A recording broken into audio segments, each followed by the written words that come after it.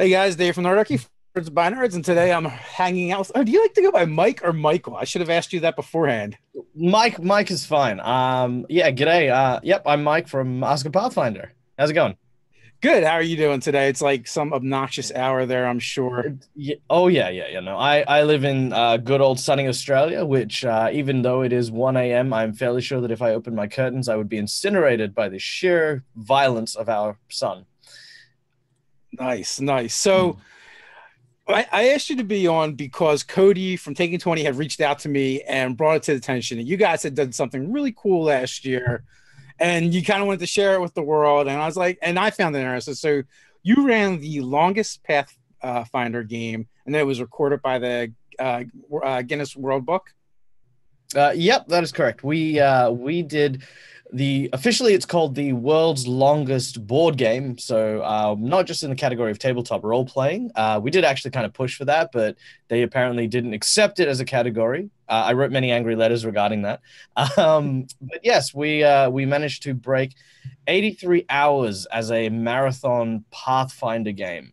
We started pretty much straight after Christmas on the 27th. We ran the event live on YouTube and Facebook, and we basically played straight. It was such an awesome kind of experience, but yeah, no, it wasn't recorded officially by the Guinness guys. We had like these guidelines we kind of had to follow. We had like a whole bunch of volunteers that came down and witnessed the event and time kept and all that sort of stuff. And then we had to like stack a pile of papers like that big and sort of all the footage and ship it off to somewhere in like Sweden or something and just see what comes back with that. But yeah, no, we actually beat the previous record by 3 hours. What kind of guidelines did you have to buy for? Like, were you able to get up and leave the table and use the bathroom and eat and stuff like that? All right. Well, actually, it's funny you say that because that was probably one of the hardest things that we actually had to do, even more than actually sleeping, was actually trying to organize when to go to the toilet because everyone on board, right? If one person took a break, we all kind of had to take a break at the same time. So we kind of had to synchronize our bathroom breaks. We had a support staff member who organized like, okay, here are the scheduled rest breaks. Here's what we do. And every hour that we played, we earned a 5 minute rest break. And it was only sort of earned in 5 minute brackets. So there were times where you'd sit there and you were busting for a pee or something. And there'd be 3 hours left before the next rest break. And you're just sitting there like this, just sort of rocking back and forth, trying not to draw attention to it. But, you know, everyone knew you needed to go because everyone else needed to go. And then as soon as that clock hit, everyone's just went out and dashed for it. So, It was like Fred Flintstone when it was time to punch the clock. yeah, exactly. Exactly. It's exactly what it was. Oh my God. Yeah, that was one of the hardest parts of trying to do it. But the support staff were really, really good with it and stuff. We got to a point where sometimes it was just a nope, we have to take a break, and the support staff were right on top of that, like recording when we'd stopped, when we'd started, and made sure the event was legit. So it took exactly how long we were actually playing, and not just what we were braked for. Score. I know just doing a regular, like, even short session, a 2 hour session. Sometimes I've been like, oh my God, this is the final boss monster. Why don't you just freaking kill it already so I can end the session and go take a leak? Oh yeah. Oh my God. Yeah. No, there were so many times like in normal games where we used to do exactly that. It used to be like it's got 10 hit points. Just hit it Yeah. with anything. If you don't roll a natural one, I will just give this to you. Freaking roll one. Ugh! And oh my God, like I'm so glad it kind of didn't get to that stage. But the kind of downside of actually setting a world record is I can't use that excuse anymore. It's like, oh no, it's like only 3 a.m. You've done longer than this. You can keep going. I'm sitting there like this, like, yes, technically. That's really cool. So what's next? Where do you go from there? Well, that's true. Where do you go from there? 84 hours. Well, hours, yeah, pretty much more hours. Actually, it's really funny because a lot of people have said, like, well, you know, because a lot of people didn't even think about the challenge, to be honest. Like, board games are kind of have very, very broad spectrum. So now that we've set the RPG, I've had a lot of people also come to me and sort of say, well, you know what, a basic RPG goes for like, you know, anywhere between 4 and 6 hours, you know, and a lot of people are going, you know, I could do that, 80 hours, you know, I could do that, and honestly, if you do, I will defeat you. I will find you. I will I will find out where you live. I will find out, you know, your name and all of that stuff, and I will give you a personalized message telling you how disappointed I am that you've made me do this attempt again. And then I will crack 100 and something hours just to kind of prove a point. I mean, no, I'm very competitive. All right. I now wish I wish I had a soundboard so I could play the Mortal Kombat music. Yeah, that's right. No, no, challenges are very welcome. It is definitely anyone that makes it to this nirvana beyond 80 hours. There is definitely I think a secret club in my heart for you, because it, like, I understand exactly how grueling that actual time period is. It's like, I think I wish I kind of had a highlight reel, you know. I wish I brought one along with me so I could be like, look at this moment, look at that moment.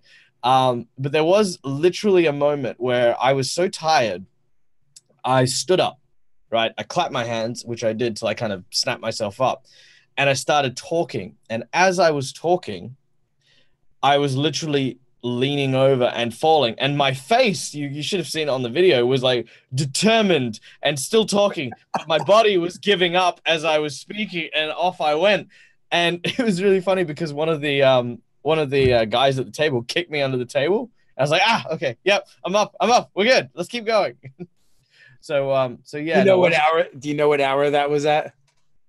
off the top of my head, I know it was on the last day. So I reckon anywhere between hour 75 to hour 83, somewhere in that kind of general area. If you kind of have watched the live stream, it's literally, if you've seen us eat meatballs and sort of red meat, you've gone too far. That's, you know, that was basically how I remember. What brought me back from that was literally having these amazing Swedish meatballs that someone had brought in. That that is insane to Mm, to work that to do that much, because I've done some really long work shifts, but mm. 72 hours is insane. Oh yeah, no, it was but it was fun. Like, and that was the kind of interesting thing. Like, we actually got to a point where at no point was anyone bored or disconnected or, you know, wanting to like stop. You know, we even got to the end where we were kind of like, because I'd actually written a whole bunch of custom content just in case I didn't have enough content. And when we got to the end, when we were like sort of encroaching on that period of time where it was like, okay, cool, we're getting to there. Some people were even going, oh, do you want to go a bit longer? And I was like, oh, we could. I got the stuff. Do you want to keep going? And then all our support staff turned around and said, no, you will end this. This must be ended, this abomination. Yeah, no. Oh, actually, you know what? Speaking of the support stuff, I can't really say that we did this alone. You know, like, the support stuff was amazing. A lot of the work I do is actually at my local youth center, which is the Coburn Youth Center down in WA. And my God, like, the amount of people that came out to show their support, to, you know, bring us food, to keep us, you know, to keep us basically fed and alive during this whole thing, was just outstanding. Like, we had one guy who came in with literally a giant pork curry. And, this was a guy that worked for a different department in the government, like yonks away. And it was like, we have a curry. Oh, that's really cool and super nice. And holy crap. And people are making like homemade foods and bringing out like midnight snacks, like literally like the middle of the night, someone show up with, like, you know, something to eat. And it was really touching to kind of see so many people come together to try and make the thing succeed, you know? It sounds like you found the new scam for getting fed for free. Yeah, that's definitely right. You know, like, yeah, no, this is a Guinness World Record for the world's longest sitting here and writing stuff marathon. Please feed me. Yeah. Yeah, no, I reckon that could fly. So you're also a professional GM. Yes, I am. I'm very fortunate enough to currently work at the youth center, teaching kids how to play tabletop role playing games. So Um, yeah. how much of your week does that take up? Is that literally a full-time job? It more or less is. Now I work basically casual rate, which is actually quite nice down here in Australia. And I currently work playing games or GMing games. One, two, three, four and a half days a week. I say half a day because I've got one that shows up every once in a while to give me some extra hours. But yeah, it's actually quite a lot of my time goes towards the youth center and helping these kids out because a lot of the people that go to youth centers and stuff like that are people who have some difficulties in some way, shape, or form with anxiety, or they have various degrees of perhaps autism or social, stuntedness. And being able to kind of run them through a game of role playing sort of really shows them how to kind of interact with each other and how to kind of cooperate and understand rules and regulations and how to use that in a sort of safe setting. So I just to kind of like give people an idea too of like the other stuff you're doing, and we'll go back to the professional DM thing as well. But you're also playing in a game with Bake what is it, Bacon Battalion RPG? Yep. The Bacon Battalion RPG, Adventures of the Windswift, is a live play that we're doing at the moment. I'm currently playing a very large bovine character named Mutaru, who is well, needless to say, he's probably he's the source of his own perils. Very big, very reckless. I kind of built him like a bull in a china shop kind of deal. But a lot of people have sort of asked me about him and sort of said, Mutaru like has a big naginata and he walks around swinging it around. Is he a fighter? Is he a barbarian? And then I tell them, actually, he's a warlock. And they're like, what's wrong with you? I'm like, so many things. Well, that's not the first Minotaur Warlock I've encountered. We ran an Underdark game for a little bit, and one of the characters was a Minotaur Warlock. Nice. And the idea was her Minotaur was a slave for a while, and then took a Warlock pact, and then took on a slave, kind of, in the form of an imp. And guys, if you do have a question, I see questions. I do see a couple popping up in the chat now. Just put question beforehand. I also see you guys talking about the fact we're using Zoom. Mike, this is actually the first time we've used Zoom for one of the live chats. I like it, and we use it for other things, but it's another thing for me to grab a guest and go, oh, by the way, do you use this software? Most people have like a Gmail account where they can just click a link. So that's why we use this, but this is a lot cleaner. I definitely use Zoom for a lot of my stuff as well. It's not like we're getting paid by Zoom. Are you getting paid by Zoom? I'm not getting paid. I'm not gonna pay. I pay for Zoom. Oh yeah, right. Okay, so when we say that Zoom is nice and it's crisp and it's kind of very user friendly and stuff like that, it's from the heart. It really is kind of very easy to connect to people, and especially for me living on the other side of the planet. One of the advantages is unlike Skype and Google Hangouts and stuff like that, I've actually found I've had like next to no dropouts while using Zoom compared to other things. Yeah, I think it is because it functions kind of like an app. I think it's just less resource intensive on the internet for people. So it's just kind of nice. Now, jumping, I'm going to jump into questions in a second there. I see Shem and Bill, you got one, but you're also going to be running a game on a Twitch stream as well. Yes, that's right. I came across a bunch of really fun people that run their own channel on Twitch called Color Circuit. You can find them at Color Circuit Live. But they do a whole bunch of different things. They review movies, they play video games, they play board games and stuff like that. And a while back, I caught one of their shows, and they were running a game of Pathfinder. And I'm as probably said before, I'm a very competitive person by nature. And as soon as I saw it, I was like, wow, this is really fun. Yeah, there are some really amazing people here. They're very talented. They're very confident. They're good in front of a camera. I could do better. And I basically, I approached them and I sort of said, hey, how would you like it if I ran a Pathfinder game for you? So I set up what's called Tales of the Undertaker, a horror story that I wrote a custom adventure for, I think like 8 years ago, and I've just slowly been adding to it.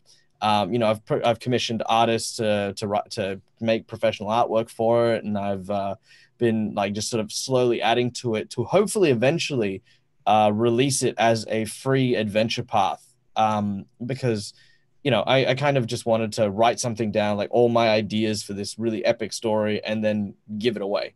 You know, a lot of people tell me like, oh, you should monetize it and stuff like that. But I was like, if I do, then I can't do what I want to do because I want to set it in the Pathfinder setting and I want to use some of the D&D monsters and I want to do all of these other kind of cool things. But you can't really do that if you're, trying to get some money out of it, or at least you shouldn't if you want to, not have a cease and desist order.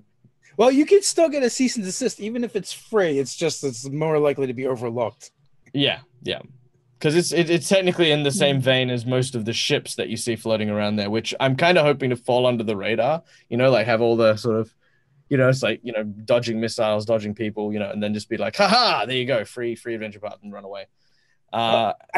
I do find that, I mean, it seems like Paizo is just becoming aware of the streaming culture. And Wizards of the Coast seems really supportive as long as they feel like what you're doing is healthy for the community. Is kind of the stance that they seem to have taken. And I'm glad to see Paizo is finally starting to get involved a little bit more. We had Dragons and stuff on here a while back, and they streamed to Facebook with a live play game for Pathfinder. And then we had Owen on here, and I was like, hey, did you check out these guys doing this thing with your game? And you should, because it's kind of cool. And then like I see now that there seems to be more crossover between Paizo and those guys. And I'm surprised when I see any gaming company that isn't hitting like the streaming arena hard now. I mean, like it's advertising for them and what they do, and it's a thing now. Oh yeah, no, absolutely. I think it's actually really great because for so many years, I think a lot of people have had the passion to play the game and to share their experiences with people, but it's kind of been a one-way love. It's kind of hard to kind of get that reciprocal value. But recently, as you say, yeah, Dungeons and Dragons especially has really kind of taken the bull by the horns and really started supporting the community and starting supporting the people who are effectively supporting them for nothing more than their passion and their love of the game. I'm kind of in the same vein, and I've definitely had a few moments where like I check out like Dragons and stuff as well, and they're so into the community, and they and Paizo's so into them, and so's Sirenscape as well, and there's just the support that's now showing up and really kind of growing these channels and growing these people that just weren't there before. It's a good time to be a gamer. Oh, yeah, great time. It goes down to. So Shaman Bill, how popular is Pathfinder D&D in Australia? Oh, dude, you're asking a terrible question. It hurts my heart. If I'm going to be deadly honest, there is two subcultures that exist, at least in my area of Australia. The first subculture is the home culture, right? And this is the one I belong to. There are a lot of people out there who love Pathfinder, who love to play the game, who love to get in on tables. If I advertise a game, like if I turn around and say, hey guys, look, I'm starting up a version of Jade Regent, who wants in? It's like literally watching piranhas like just suddenly come out of everywhere and just rip apart my ads. The other half of it is a subculture of people who kind of have this, I suppose it's like almost a convention mindset.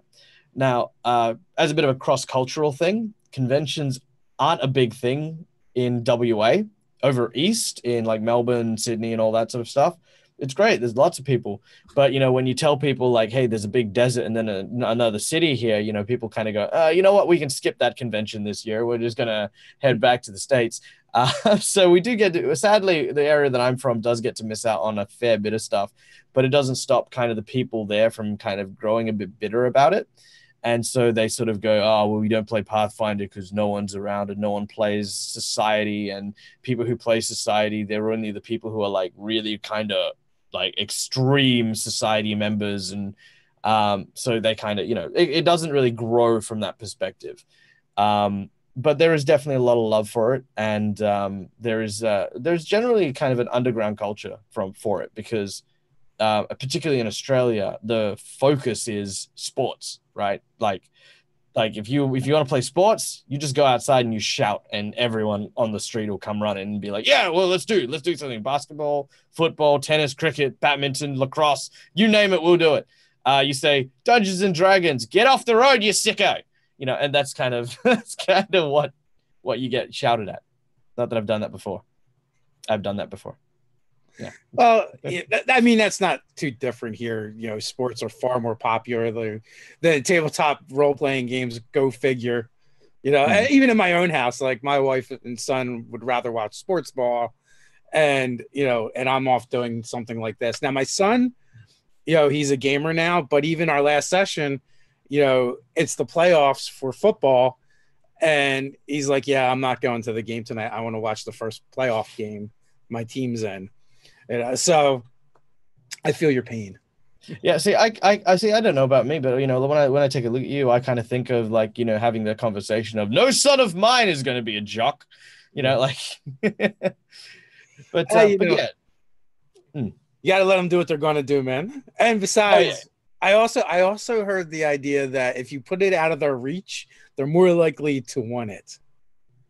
Oh no, definitely. No, you can't play this game with Dad and his friends. Like, you guys, you're not mature enough yet.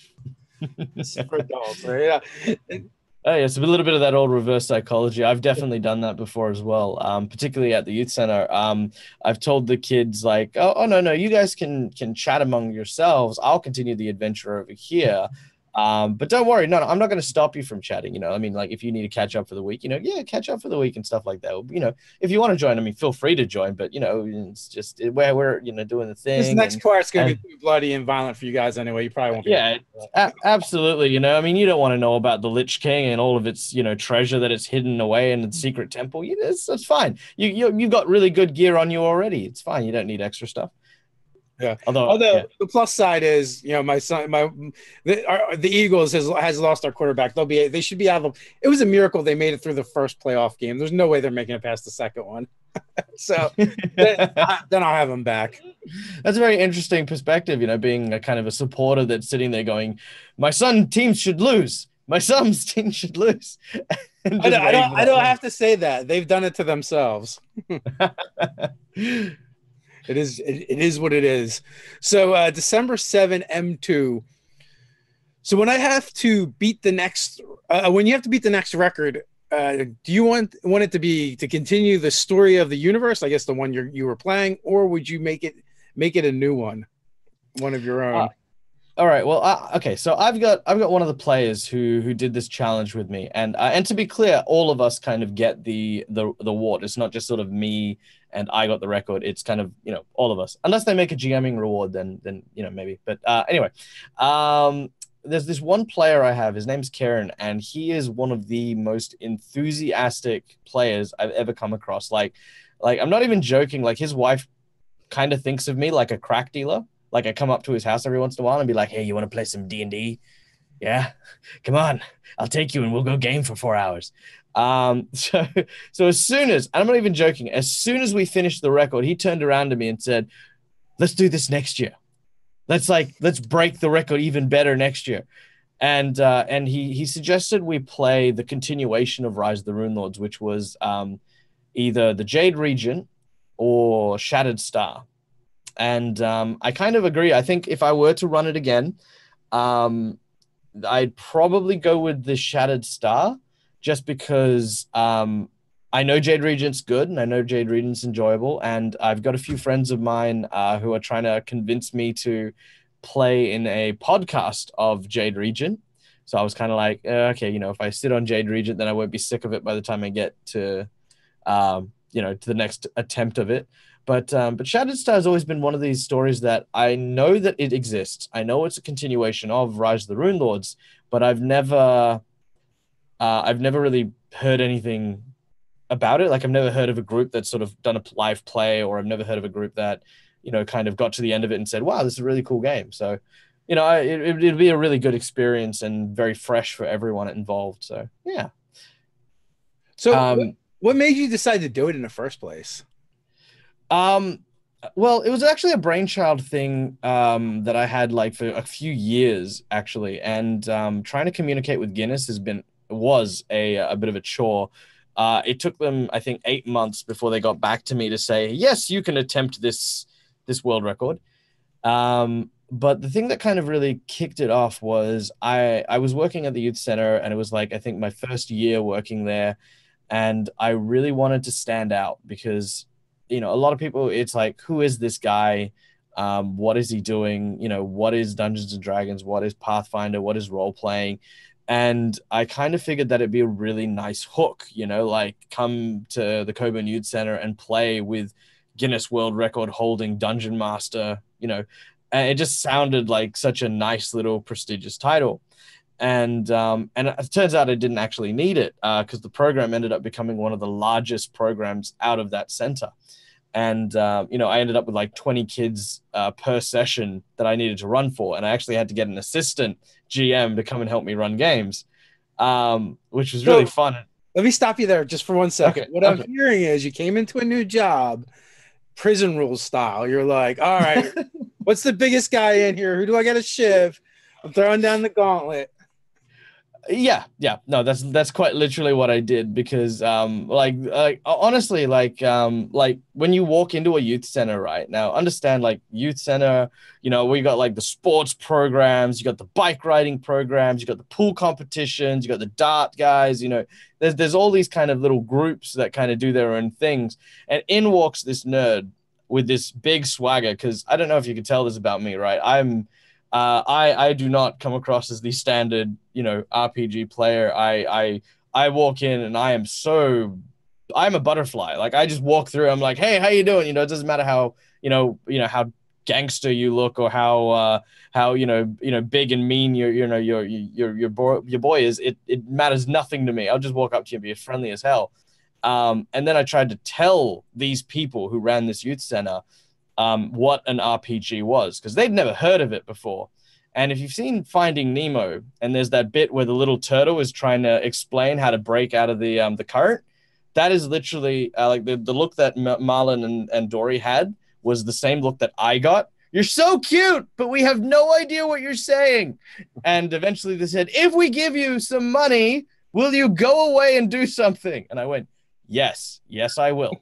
And I did. And I disappeared into a room. And when I emerged, it was simply, there were tons of people there. There were tons of people that came around and wanted to play and got involved with it. And the real funny thing was, I didn't advertise for it. I didn't put a single poster out. I didn't talk to anyone. It was the old school gamers who wanted their kids to learn that came out of the woodworks. They came out of their hidey holes and sort of said, there's a program for this. There is someone that will run this for my kids. Because, a lot of people, it's a time management thing. We get it. Nobody actually wants to spend time with our kids, but this other guy will. So yeah, exactly. So they brought them all out, and we just had a great time. And a lot of people say, like, oh man, you're living the dream. You're like doing all this stuff with the kids and stuff. And you're so magnanimous, and you're doing this, and you're teaching kids how to like socialize and stuff. And I'm sitting there like, yeah, I'd like to take credit for that, but if I'm being 100% honest, I'm just getting paid to play games. I love gaming. If you paid me to play with like old people in a nursing home, I'd love it too. It's like, it's one of my core beings. Like I love playing games. I love every aspect of it. I totally get it. That's why I do what I do. It beats working for a living. Oh yeah, absolutely. Yeah, it's always thrown back at me. If you do something you love, you never work a day in your life. And as someone who literally is doing, I like somebody actually said, you could do you can take up child psychology and make thousands of dollars per game you run, because you will be sponsored by corporations and stuff. And I was like, no. I'm good. I'm doing exactly what I want to do. I love doing everything about my life right now. I love to tiny little bits. And it's not that I wouldn't accept change or anything like that, but there is no higher point for this. This is where I want to be doing stuff. Well, speaking of psychology, this next question might fall into that a little bit. Nicholas says, for some reason, I have a strong desire to not play small size characters in Pathfinder. I don't know why, but for some reason, the idea of it puts me off. Is it a bad to have blocks like this? Okay. Oh, that's actually a really good question, because a lot of people ask me similar things along the vein of, um, do we need to make powerful characters to blend into Pathfinder? Because obviously Pathfinder has just so many rules, so many options that sometimes when you walk into it, there's a disadvantage to not having access to all the content. The truth of the matter is in order to test something, I look at how bad it can be, right? I take the worst combinations of the worst ideas, put them together, and say, does this fly? Does this roll in Pathfinder? It doesn't matter if your character is small. It doesn't matter if you take penalties like out the wazoo to your main stat. I have literally seen a gnome barbarian wrestle a dragon to the ground by its teeth. And it was not pro-built. It was not like this big epic kind of let's mix everything together. It was just she did exactly what she needed to do. She put everything, all the pieces together, and she turned something that was fundamentally considered to be a weak or a bad combination and made it fly. And she was an amazing gamer. She kind of loved this character. It was very vibrant, very energetic.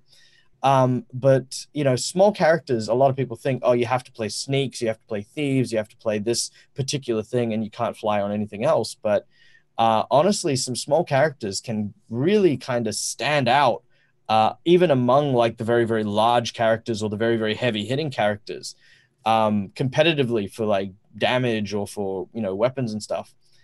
Another example would be like the weapons themselves. Like if you look at the standard barbarian gear, okay, every barbarian I know always rocks up with a great sword. It saddens me in my heart that that every barbarian has a great sword, but you're looking at 2d6 damage.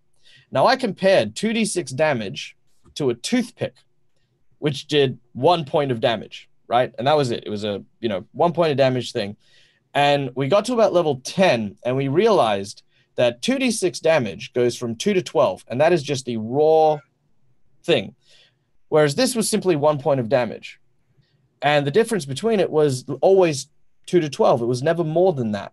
And when you got to level 20, when you're doing 80 damage per hit and something really obscene like that, that 2 to 12 damage means absolutely nothing. But for some reason, I don't want to mess with the guy with the toothpick, because the guy's walking around murdering fools with a freaking toothpick, So yeah, bigger does not necessarily mean better, and small characters can absolutely work in Pathfinder. And like I would add to that is like, why are you playing the game? What are you trying to get out of the game? Does it really matter like if you're that optimized? Now I've heard other people say, and I don't know because I don't have a lot of experience playing Pathfinder, that if you walk to the table with an unoptimized character, the rest of the party will be mad at you. And I am that player to make piss them all off. So in other games, I've done this. And like, I used to play League of Legends and enjoy it. And they're like, you have to play it this way. And I'm like, no, I don't. I'm sitting here in my home playing it the way I want to. And my son will be like, you can't build that character that way. I'm like, well, I did. So, and I take that, and I take that to whatever you're doing. Like if you're having fun, who cares? It doesn't have to be the most optimized. Well, guess what? The party will just have to think harder to make up for that gap if necessary. If it's a fun idea for you, play it and enjoy it. So I would ask, what is causing that block for you wanting to play it? Is it just that it's not the most optimized? Like optimized and fun, they don't have to be the same thing. No, absolutely. And it's funny you say that, because a lot of people mention that kind of attitude coming from the Pathfinder version of the Adventurers League, which is the Pathfinder Society. And in, at least in my area, I'm not condoning that, all of Pathfinder Society is like this, but at least in my area, there were similar stories shared around that kind of subgroup I was talking about earlier. And it was really funny because I actually went to check it out because, you know, again, I'm a very local person. I love trying to promote, you know, locally, like Pathfinder gameplay and stuff like that. And I went in, and I'm very theatrical. I do the accents, I do you know, very deep character development. So I went in with this, you know, full-blown character, this, you know, put my best foot forward because I wanted to leave a good impression. And everyone looked at me like I was growing a third head. Like, you know, it was like, you know, 3 years, what, role play? What is this? No. You roll an attack action. I say, no, I swing down from atop yon scaffold and draw upon my large rapier and plunge the pointy end into his heart. You know, just roll, mate. You know, like it's just that's it's just yeah, I get that a lot, and I say yeah, thanks, mum. But yeah, no, it's a good experience to kind of have that, you know, as you said, you know, like having that part where you're not sort of restricted by your own ideas of what needs to be played, because that's rubbish, you know. And hopefully you're playing with your friends. Like that like is always the thing I kind of come back to too. I was like, people ask certain questions. I'm like, who are you playing this game with? Like, whenever I play a tabletop role playing, in my mind, I'm either going to make new friends or I'm playing with my friends. So, but I guess that's not the normal. So from all the questions we receive is what I'm starting to gather. Oh yeah, no, there's definitely a lot more public games around for Pathfinder. Like obviously I run public games. Just kicking over my mic. Yeah, no, I run a lot of public games for Pathfinder. There's obviously also the Pathfinder Society and stuff like that. So I think the biggest hurdle more than anything else is being a game master in Pathfinder can sometimes be a bit intimidating. A lot of people say there's so much content and there's so much stuff you need to know, but I always boiled it down to this, you know, no matter, and I'm literally talking to everyone who's listening to this, right? Pathfinder has the most widest variety of content if you even throw in the fact that it is D&D 3.5 compatible. But to play and GM Pathfinder, you need one book, and that's the core rule book. Start with that at any given point, and anyone can GM. It's not scary. It's not, you know, something that, you know, only the people who fork out hundreds of dollars to, you know, keep up with the subscriptions is going to get to. All you need is one person that can, you know, read the core rule book and go through it, and you can have a great time, you know. Absolutely. So Zarif Gaming has a question, and you're about to start doing this. I don't know how much experience you have with it. I don't think it'll matter for you either way, though. How can I better prepare myself for DMing the first time on a stream?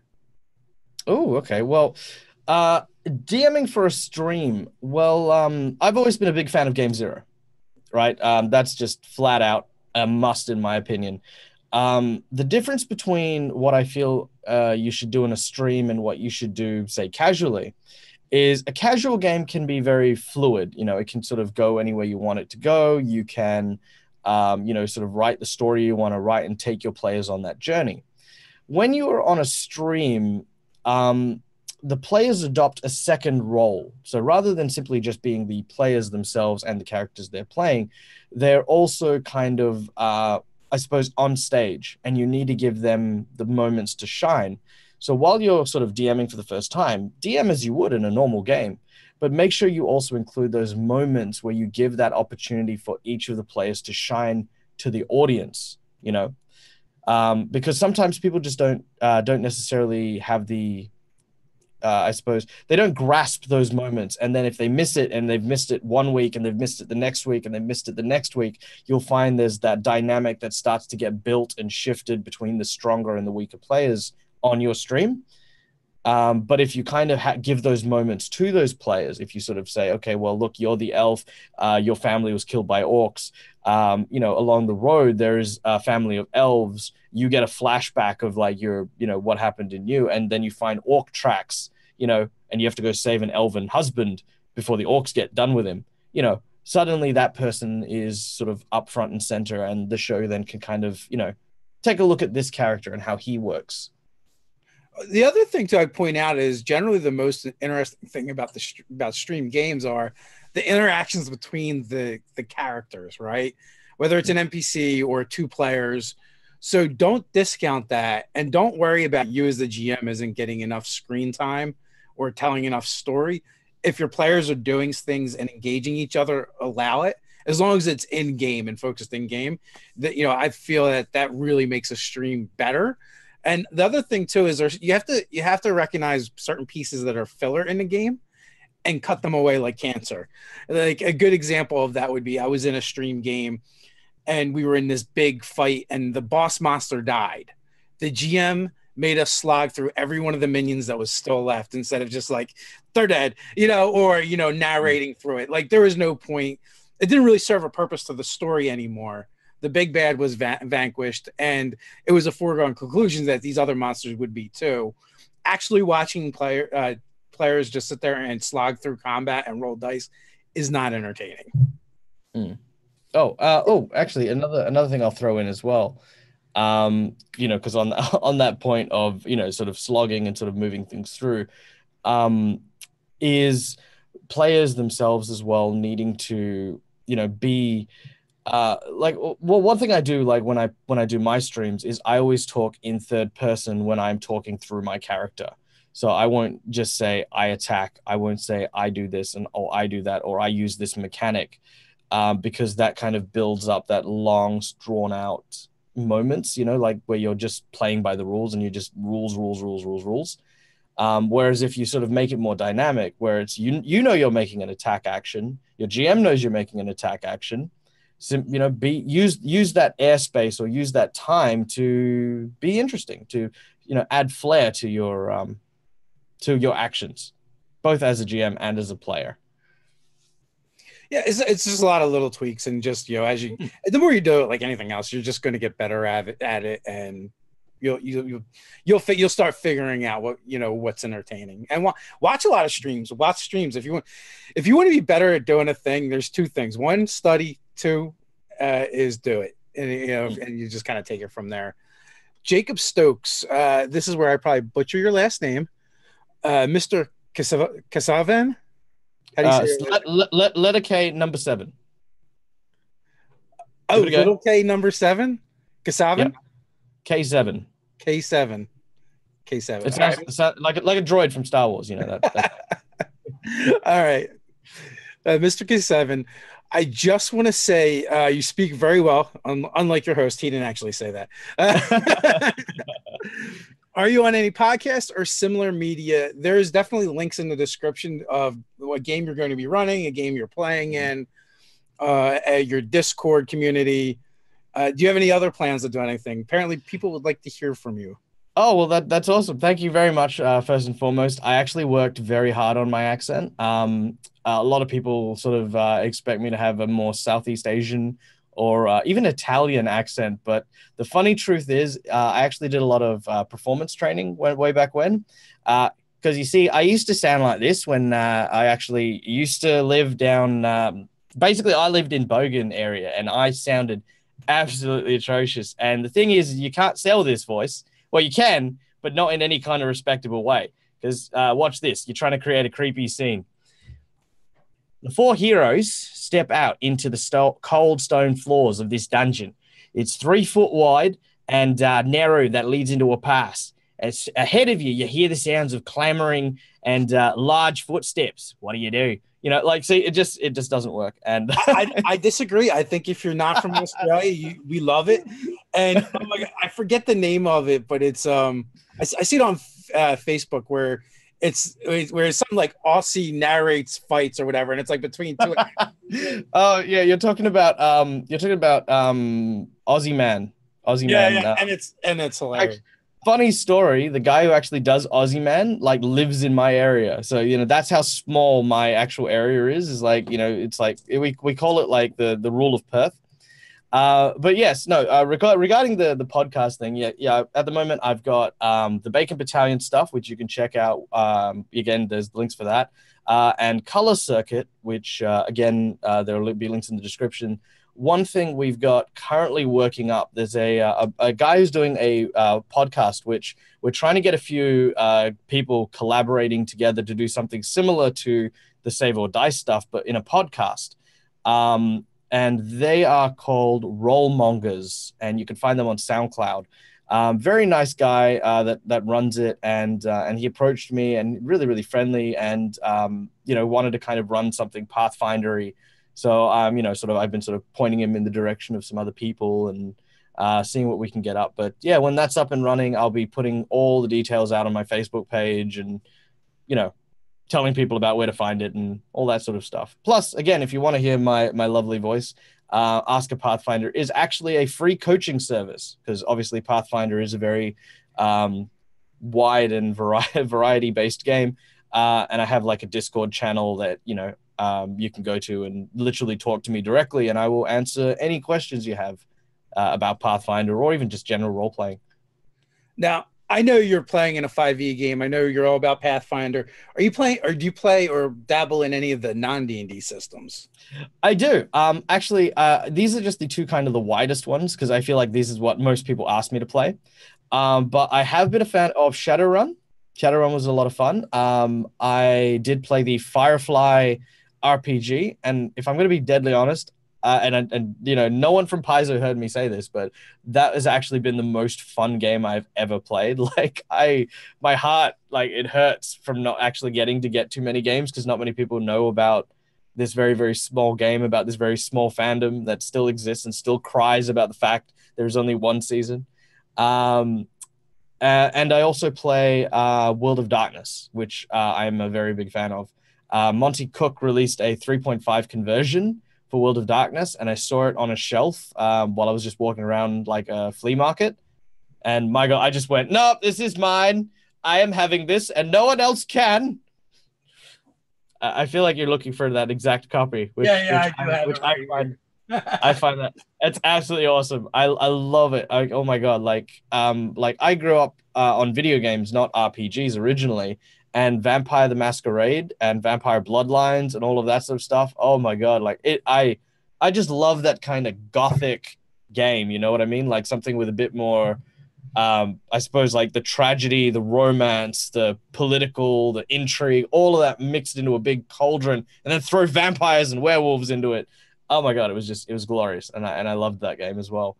We've had Vampires producer on, Jason Carl, on the show. They're working on 5th edition now. Are you excited about that? Oh, dude, like you have no idea. Like I kind of, again, I'm a very sneaky fan, right? Like, because I was taught when I was like, again, raised as an actor, I was taught you never show admiration to people. You have to be sneaky. You have to be like, wow, that's really cool. And then just scurry away so that people don't know that you admire them. That's why we never get autographs. You only give autographs and, all that kind of stuff. But yes, no, I am very excited about that. I am a very, very, very, very, very excited person to hear that that's kind of going to be happening, and that the writing staff's going to be doing that.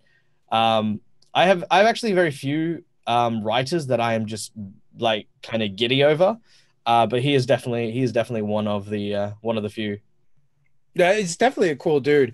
I guess WebDM didn't get the memo about with the actors with giving autographs and not getting them, because I saw some of their social media over when PAX South was going on, with them getting Perkins to sign the books.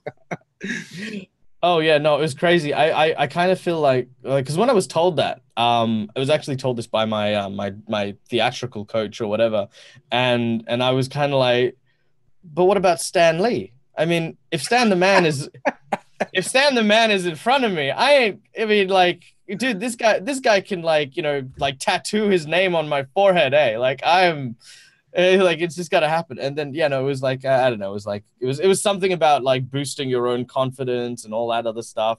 I don't know, it was a lot of tough, and I didn't listen to it because I don't know. I think willing to give a pass on Stan Lee. Yeah. I mean, you have to make an exception with Stan Lee.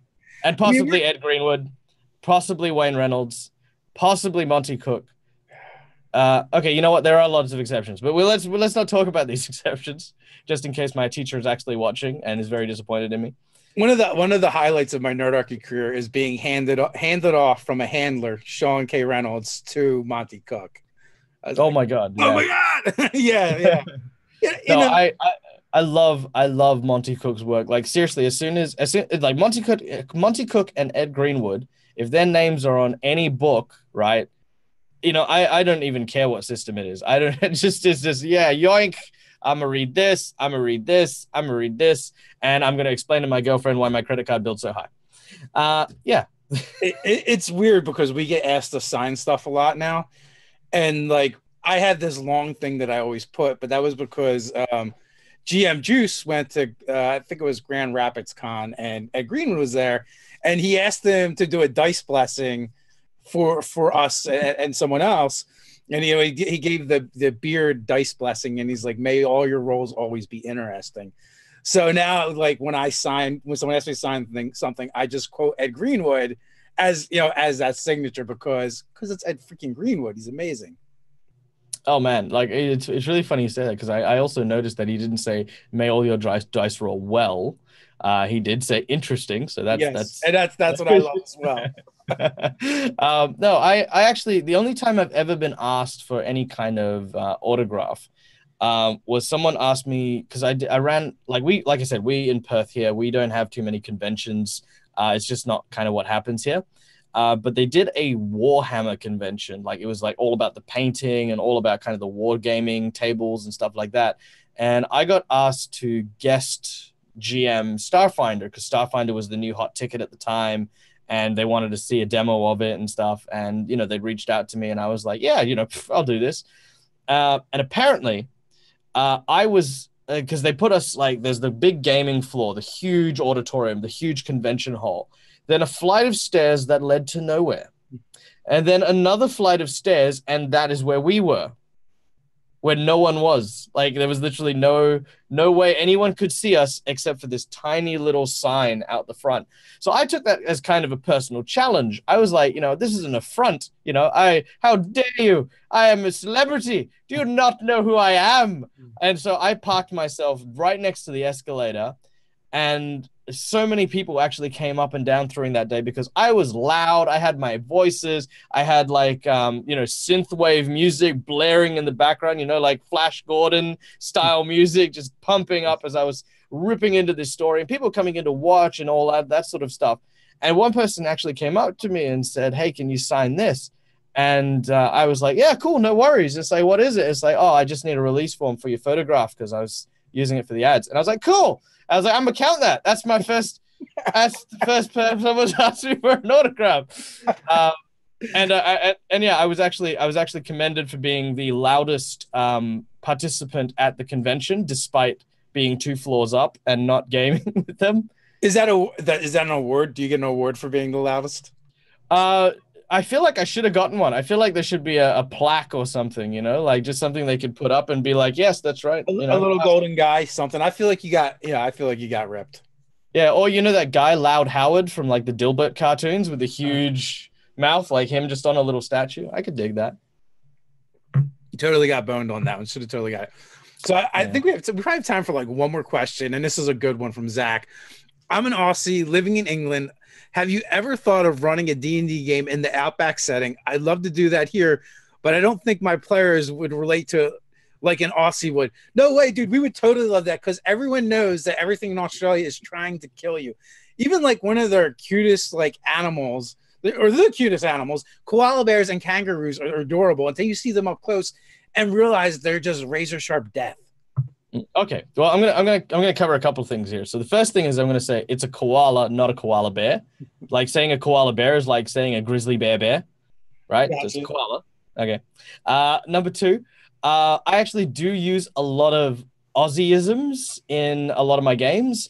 For example, I have a bunch of lizard folk. And you've obviously got the swamp lizard folk, you've got the mountain lizard folk and all that. All of my desert lizard folk are actually Australian. So they all have names like Bazza, Shazza, Dazza, Gazza, and they're kind of very, very bogan. And that seems to go down a treat. Like everyone just looks forward to interacting with them. Most people, when they come up to lizard folk, they're like, oh no, we're getting attacked, yada, yada, yada. But the guys in the desert, they're just so laid back. They're so chill. They're so, they're more sarcastic than anything else. And it does seem to translate well with a lot of the fans that I've played with, because they, again, haven't experienced the Aussie culture, and learning that through the game is the treat, like being able to sort of be like, oh, okay, so like little things like when you tell someone they spit the dummy, a lot of people are like, what the hell does that mean? It's like, well, no, it's like throwing a tantrum. It's like chucking a hissy, or pulling the piss, all these kind of like little isms. People love them. They lap them up. So yeah, definitely in a setting you want to look at introducing Australianisms to it. Make sure it's kind of the fun Australianisms. Don't just go straight for the the kind of like high political kind of inside jokes that only people from like one particular part of Australia will get. But yeah. Oh, and I will share this other thing that you mentioned, because you mentioned the animals real quick. I am not particularly a religious person, but there is no way I can't believe that there is a God, simply because someone somewhere went, you know what, this island is a prison colony, or one day it will be a prison colony. Let's give every single thing a shank. Okay, so here, kangaroo, big shank. There you go, koalas, handfuls of big shanks. Crocodiles, mouthfuls, big shanks. Okay, cool. Cassowary, big bird, big shanks.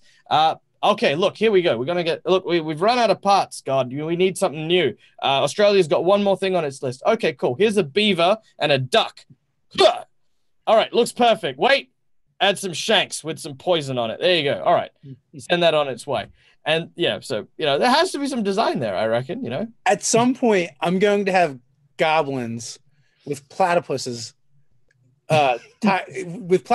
attached to sticks, and they're just going to use them. Their legs will be up in the air, and they're just. Oh yeah. No, I've got goblin drop bears in one of my games. Again, it was like the desert kind of setting, and it's really funny because what they do is they cast ghost sound to make the voice of an injured civilian. So like it's like someone like whimpering, like injured, and then they hide in these big gum trees and wait for people to walk underneath looking for someone, and then they just drop down on them, and they're dressed in like the koala skins. Oh, that's awesome. What CR is that? That is a CR half with a CR plus half bonus because their stealth has a tiny boost. Only because they look like koalas when they hang onto the trees, until you take a closer look and you're like, wait a minute, that's not a koala, that's a goblin ass. So yeah. That's good stuff, man. I would love to play in one of your games. Sounds like a blast. Oh yeah, no, definitely. They'll love to have you. So apparently, we have a writer run Discord for Nerdarchy now. I barely know what Discord is. I'm fumbling my way through, but yeah, I know they emojied my head over there, and now they've also did a worm jerky emoji. Kenyatta is a genius over there, doing crazy mad scientist stuff. So you guys, there's a link to that in the description as well as all of Mike's stuff. You check it out. Ask a Pathfinder. Definitely. Hopefully we see more content creation from you. I'd love to see it online. You're fun to talk to. You got great stories. And thank you. You have a great speaking voice. Even though I wouldn't mind you going back to the Aussie accent. I'll remember that. I might do a video on teaching people how to do their very own genuine Aussie accent. A non-offensive one, maybe. There's no such thing. Aussies, you have to be offensive. It's just like you have to start. Like I start most of my videos with like, "Hi, I'm sorry." So that's kind of how you get into the Aussie accent. Like in our Saber Dice Job game, where Pro will start using an English accent, or Cody will start using an English accent. Yeah. When we have Will in the game. Do we have time for one more story? Because I do have an interesting one. Okay. So during my travels, my vast travels, I actually found out that Australians, and this goes out to everyone who deals with an Australian, Australians have a very dark sense of humor when it comes down to it. We are vicious when we pick on ourselves, and we do it as a group, and that's kind of how we bond and how we communicate. So I had a scenario where I was talking to just some random people about like kind of the apocalypse You and guys were buzzing. kind of that whole thing. Yeah, and we're just having a really casual chat, and we're like, you know what we need to do, right? To stop the apocalypse, right? We need to kill everyone. Everyone needs to die. We need to get stupid people, put them in a room, ice them. You know, that's basically it. How do we figure that out? We do IQ tests, right? We find the stupidest people and we throw them into a big pot. We find people who are useless to society, you know, people like entertainers and, you know, people who play D&D, throw them into the pot. And then, you know, like basically at that point, someone turned around and said, I hope you're aware that you're referring to me. And I hope you're aware that this really upsets me because you have just told me that I need to be put into a box and go and die. And I was sitting there going, dude, like, what do you think I do for a living? Like, it, you know, like that's kind of our sense of humor. It's kind of tricky to kind of navigate sometimes, especially across borders. But like, generally speaking, and I say this very, very generally, when an Aussie's like insulting you, that's because that's kind of the offensive humor that we've come to know and love. The only time you've really got to worry about is if an Aussie's really friendly with you. That probably means he hates you. He's going to stab you with a big ass knife. Oh yeah, yeah, or and a spoon. Then feed you to his pet platypus. Oh yeah. Well, you know, that's very much how like my neighborhood growing up was in the 80s, and we were just horrible and horrendous to each other. See, I'm just imagining you growing up in the middle of Mad Max with like people waving platypuses around. Yeah, well, maybe. We were not in Australia, that's for sure. We were just assholes. But on that note, I want to thank you for hanging out with me today. It's been great. Thank you, everybody in the chat, for hanging out with us. It was awesome as always, and we'll be back tomorrow. And tomorrow, I think we got Richard Knack on the show, who I'm a huge fan of from my childhood. Read tons of his stuff. So until next time, guys, stay nerdy.